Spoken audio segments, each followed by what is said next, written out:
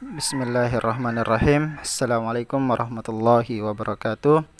Alhamdulillah kita bertemu kembali pada pertemuan kedua kita. Ya, bagaimana kabarnya semua? Semoga senantiasa sehat walafiat. Bagaimana Anda sekalian? Sudah siap belajar? Nah, jika sudah siap, yuk kita langsung simak penjelasan berikut ini. Anda sekalian, pada hari ini kita akan belajar tentang norma masyarakat. Materi ini adalah materi PKN kelas 7 semester 1.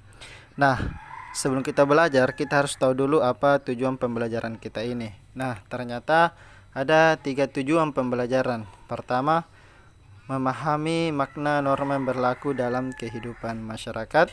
Dan yang kedua, kita juga akan bisa menjelaskan makna norma yang berlaku dalam kehidupan bermasyarakat. Dan yang ketiga, kita bisa menunjukkan perilaku yang sesuai dengan norma yang berlaku di masyarakat. Aristoteles mengatakan bahwa manusia itu adalah zoon politikon. Artinya, manusia itu adalah makhluk sosial yang dikodratkan hidup dalam kebersamaan dengan sesamanya dalam masyarakat. Dan makhluk yang terbawa oleh kodrat sebagai makhluk sosial itu selalu berorganisasi. Jadi manusia itu tidak bisa hidup sendiri. Manusia pasti butuh yang namanya bersosialisasi dengan manusia lainnya. Nah, di dalam kehidupan masyarakat ada 3 komponen, yaitu manusia, kemudian masyarakat, kemudian ketertiban. Jadi ketika manusia-manusia itu berkumpul, maka akan terbentuk yang namanya masyarakat. Nah, lalu setelah terbentuk yang namanya kelompok masyarakat, supaya kelompok masyarakat tersebut berjalan tertib, maka tentu adanya sebuah aturan atau ketertiban yang ingin dicapai. Kemudian apa yang dimaksud dengan ketertiban? Jadi ketertiban itu sendiri adalah berawal dari norma. Nah, norma adalah diartikan sebagai kaidah atau aturan-aturan hidup yang mengatur tingkah laku manusia dan bersifat mengikat. Pengertian mengikat di sini adalah bahwa setiap orang yang berada dalam lingkungan atau berlakunya norma itu wajib menaatinya. Bagi yang melanggar akan dikenai sanksi tertentu. Jadi tujuan dari belokannya suatu norma pada dasarnya adalah untuk menjamin terciptanya ketertiban dalam masyarakat. Nah, norma itu sendiri anak-anak sekalian dibagi menjadi 4 bagian. Yang pertama adalah norma agama. Jadi norma agama ini adalah berasal dari Allah Subhanahu wa taala yang mengatur hubungan manusia dengan manusia lain atau mengatur hubungan manusia dengan Allah Subhanahu wa taala. Hablum minallah wa hablum minannas, yakni bagaimana hubungan kita kepada Allah Subhanahu wa taala dan hubungan kita kepada sesama makhluknya. Nah, dalam inilah yang mengatur yang namanya norma agama ini. Jika melanggar dari norma agama ini, maka konsekuensinya adalah kita akan mendapatkan dosa dan kita akan mendapatkan balasannya. Kalau bukan di dunia, maka pasti akan mendapatkan balasannya di akhirat, sebagaimana firman Allah Subhanahu wa taala yang berbunyi faman ya'mal mithqala dzarratin syarriyarah, ya, apabila engkau berbuat sebuah keburukan walaupun sebiji zarah, maka Allah Subhanahu wa taala akan memberi balasan sekecil itu pula. Nah, baik anak-anak sekalian, kemudian yang kedua adalah norma asusila, ya. Norma asusila.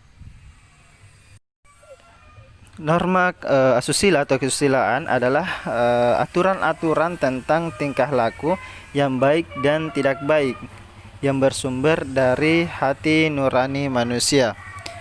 Jadi misalkan seseorang melanggar norma kesusilaan, maka seseorang itu biasanya akan merasa ada rasa bersalah, karena pada dasarnya norma kesusilaan ini berasal dari hati nurani yang dimana manusia itu cenderung kepada kebaikan. Ya, ini maksud dengan norma kesusilaan. Kemudian yang ketiga, Anda sekalian, adalah norma kesopanan. Jadi norma kesopanan adalah aturan-aturan tentang tingkah laku yang berlaku dalam lingkungan masyarakat tertentu yang bersumber dari pergaulan atau adat istiadat, budaya atau tradisi setempat. Jadi kata kunci dari norma kesopanan adalah masyarakat tertentu.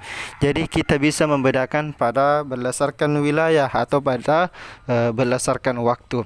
Jadi misalkan budaya masyarakat Asia jelas berbeda dengan budaya masyarakat Barat.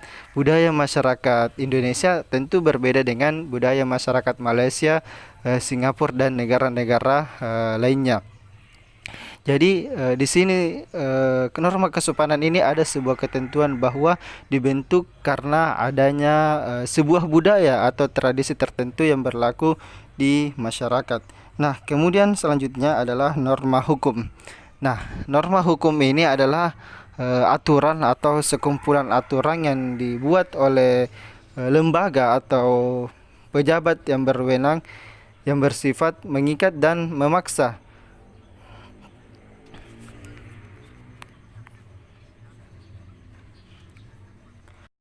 Pada norma hukum ini negara berkuasa untuk memaksakan aturan-aturan hukum agar dapat dipenuhi, dan bagi siapa yang bertindak melawan hukum maka dapat diancam dan dipenuhi hukuman tertentu.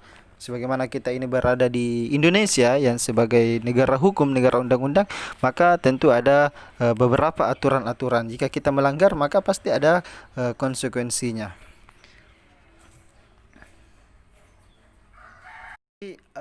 Itu jadi tadi ada empat ya, ada empat macam-macam norma. Yang pertama adalah norma agama, kemudian norma kesusilaan, kemudian norma kesopanan dan norma hukum. Kemudian ananda sekalian, yang ketiga kebiasaan dan peraturan. Ini secara langsung hampir sama ya, tapi ternyata memiliki definisi yang berbeda. Jadi adat adalah aturan dan perbuatan yang lazim dituruti atau dilakukan sejak dahulu kala. Ya, jadi selain itu adat juga dapat diartikan sebagai aturan-aturan yang mengatur kehidupan manusia. Kemudian adat istiadat adalah tata kelakuan yang kekal dan turun-temurun dari generasi ke generasi sebagai warisan sehingga kuat hubungan dan penyatuannya dengan pola-pola perilaku masyarakat. Kemudian selanjutnya pengertian daripada kebiasaan hampir sama dengan pengertian adat. Bedanya kebiasaan dipergunakan untuk perseorangan, sedangkan adat dipergunakan untuk sekelompok orang. Nah, adapun pengertian peraturan adalah petunjuk, kaidah dan ketentuan yang dibuat untuk mengatur manusia sebagai anggota masyarakat. Nah, mungkin untuk pertemuan kedua kita ini saya cukupkan dulu sampai di sini Anda sekalian. Semoga apa yang kita pelajari walaupun sedikit tapi bisa dipahami. Ya, subhanakallahumma bihamdik asyhadu an la ilaha illa anta astaghfiruka wa atubu ilaik. Wabillahi taufiq wal hidayah. Assalamualaikum warahmatullahi wabarakatuh.